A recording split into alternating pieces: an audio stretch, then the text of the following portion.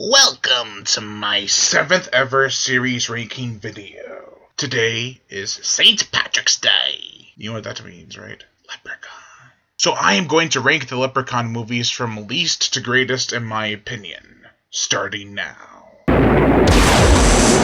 Number 7. Leprechaun Origins.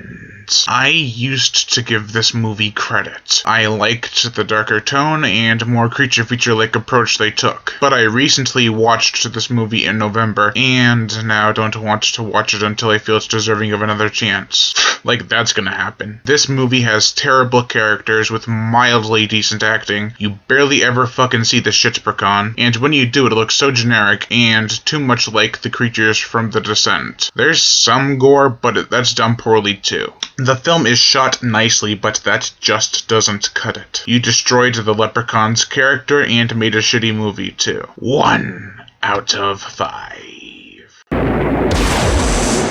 Number 6. Leprechaun. Back to the Hood. If anything, this movie should have been called Leprechaun Origins.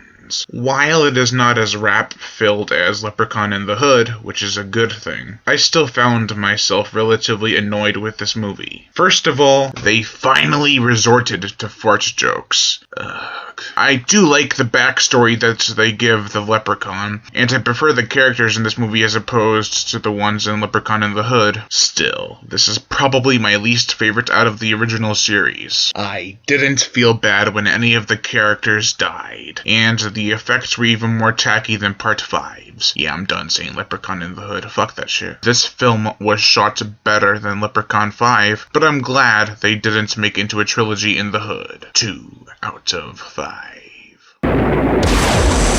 Number 5. Leprechaun in the Hood. I like that this movie pays homage to the first 3 Leprechaun movies, like with the 4-leaf clover, the iron safe, and the necklace. I enjoyed the characters, but I honestly don't know how it came to putting the Leprechaun in the Hood. I can see him being in space because that was a relatively popular idea at the time. However, the way this movie was executed was through rap songs with repetitive lyrics, lame effects, and some poor audio. Especially since it seemed like every word said and every breath taken was picked up by the boom mic. And they just left it in, which became kind of distracting. This movie was somewhat entertaining, and I do not hate it because I hate rap. I also don't hate the movie. It's just one of the weaker entries in the cheesy franchise. 2.5 out of 5. Number 4. Leprechaun 4 in space. Well, I guess it's the best movie to feature a slasher icon in space, if that is saying much. This movie is so dumb, but it knows it and makes sure you have fun while watching it. The CG effects are really bad, but the practical makeup and costumes are phenomenal. The characters, a majority of them, have their own personality, and that is what makes them distinguishable. They even have Miguel Nunez Jr. from Friday the 13th Part 5, Return of the Living Dead, and Carnosaur 2, playing the same character he plays with everything else, and I'm fine with that. I guess if I were to point out any of the faults besides the horrendous CGI, it would have to be the fact that Warwick Davis doesn't rhyme, making this the only Leprechaun movie in the original series that doesn't have him do that. I kept on expecting him to rhyme and be crude about it, but nope. This is a great entry. 3.5 out of 5.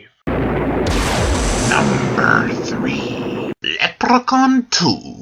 It may not have Jennifer Aniston, but it does have a better production value than its predecessor. This film is rich in charm and doesn't shy away from the red stuff. While not the goriest movie ever, it still manages to have some decent effects. I liked the characters and thought they were colorful and well acted. Morty is one of my favorite characters out of the whole entire franchise. And yet again, Warwick Davis steals the show, as the greedy yet clever Leprechaun.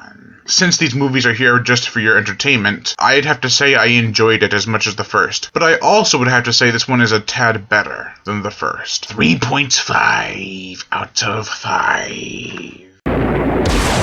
Number 2. Leprechaun the original. This film was going to be geared more towards children, with a PG-13 rating. However, I guess the producers didn't want that, so they went with an R rating. Now, Warwick Davis totally owns the role of the Leprechaun. Even if he is a bit annoying, he's charming in that instigating kind of way. All I could think while rewatching this movie was how much effort they must have put into these 4 characters to face off against a midget. But to the writers' credit, they did do their research, looking not only into the Leprechaun lore, but in the Irish background as well. This film is very entertaining, and the send-off line at the end should go down in history as one of the best middle fingers to corporate douchebags ever. Oh yeah, and Jennifer Aniston is in this movie as well. 3.5 out of 5. And number 1. Leprechaun 3.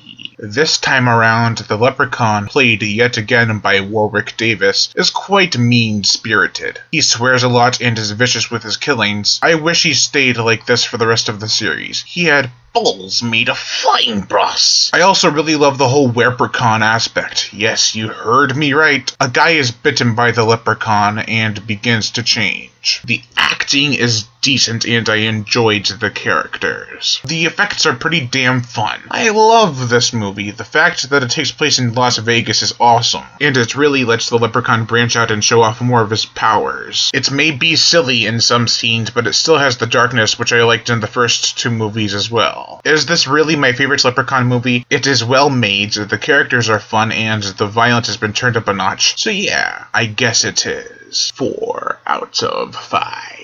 Yeah, this video had some questionable editing and wording because it was filmed in order throughout several days, so I didn't always have the same fonts and everything. And I know the countdown started off like, oh, this is just going from the last one to the first one, but then it kind of changed up at the end. But these are my honest thoughts, so yeah, thanks for watching. I am Brian Gatto, host of Horror Show Movie Reviews. Make sure to like my Facebook page in the description below, and to leave comments and subscribe. Happy St. Patrick's Day.